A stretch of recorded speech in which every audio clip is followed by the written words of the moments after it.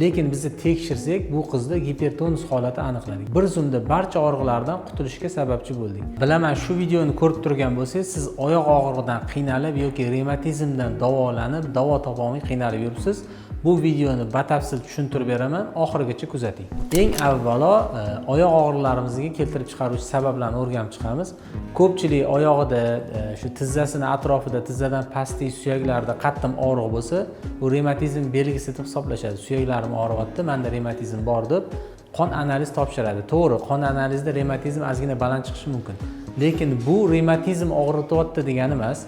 Chunki insonni mushaklari, insonni paylari, inson nerv sistemasi ham xuddi revmatizmga o'xshagan og'riq berishi mumkin.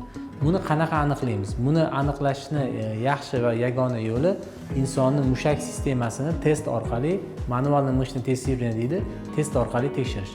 Testda insonni mushaklarida agar gipertonus holati kuzatiladigan bo'lsa, bu gipertonus holati insonni mushaklariga, suyaklariga qattiq og'riq berishi mumkin. Mana shu og'riq ham xuddi revmatizm og'rig'iga o'xshaydi. Buni dori-darmon, bitsilin dorilar yoki revmatizmga yallig'lanishga qarshi dorilar bilan buni davolash imkoni yo'q. Chunki bu nerv sistemasining muammosi hisoblanadi. Endi buni bemorlar qanaqa qilib aniqlashi mumkin? Buni aniqlashning yaxshi yo'li, insonda agar gipertonus kuzatiladigan bo'lsa, bu inson harakatlanganda qattiq charchoq hissi sezadi o'zida yoki ertalab uyqudan turganda uyquga to'ymaslik, charchoq hissi bilan turishish, gipertonus bor odam mushaklarida qattiq tirishishlikni his qiladi. Ko'pchilik aytadi, "Meni kuchim yo'q. Soat 8 da turaman, 11 gacha quvvatim qolmaydi, yana dam olib uxlab olishim kerak" deydi. Shu odamlar ham mushaklarini tekshirish kerak, ularda ham gipertonus holati bo'ladi.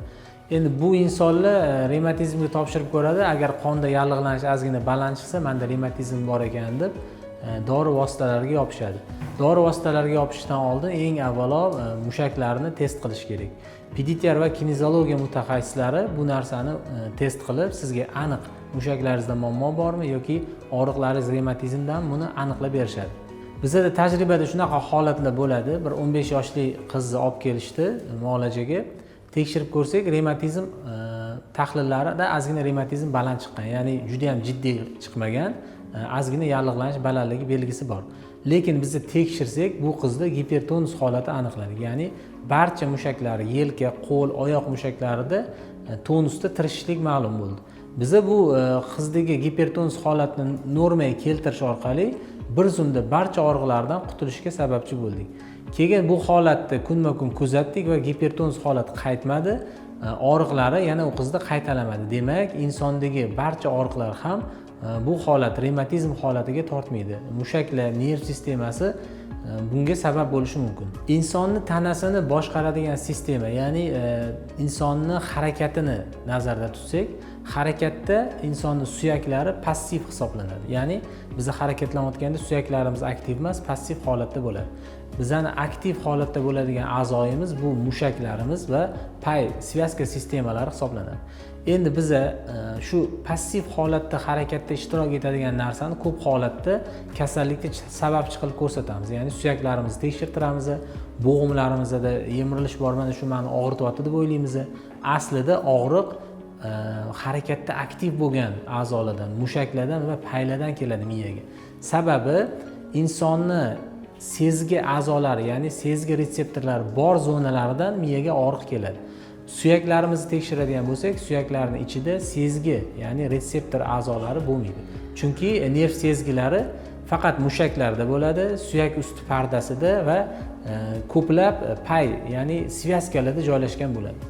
Qattiq qaqshatqich og'riq, bo'g'imlarimiz, oyoqlarimiz, yelkalarimizdagi og'riqlarni barchasi bizning mushak, pay va nerv sistemamizga bog'liq bo'ladi. Chunki bo'g'imda yemirilish bor insonlarga endoprotez qo'yiladi. Ya'ni suyakka kesib turib, totalniy endoprotez qo'yib, u joyi davolashadi. Endi agar suyakda nerv bo'lganda, u suyakni kesib, u joyga temirni shurup bilan qotirishmagan bo'lardi. Shuning uchun barcha og'riqlarimizga sabab yallig'lanish emas, mushak, pay, nerv sistemasida bo'lishi mumkin. Agar sizda ham oyoq og'rig'i, revmatizm mavjud bo'lsa, davolanib foyda topmayotgan bo'lsangiz, ushbu raqamlar orqali bizga aloqaga chiqing. Neyrobalans klinikamizda sizni kinezologiya pediatr orqali tekshirib, to'liq tashxis qo'yib davolaymiz. Izohlarda bir raqamini qoldirsangiz, o'zimiz aloqaga chiqamiz.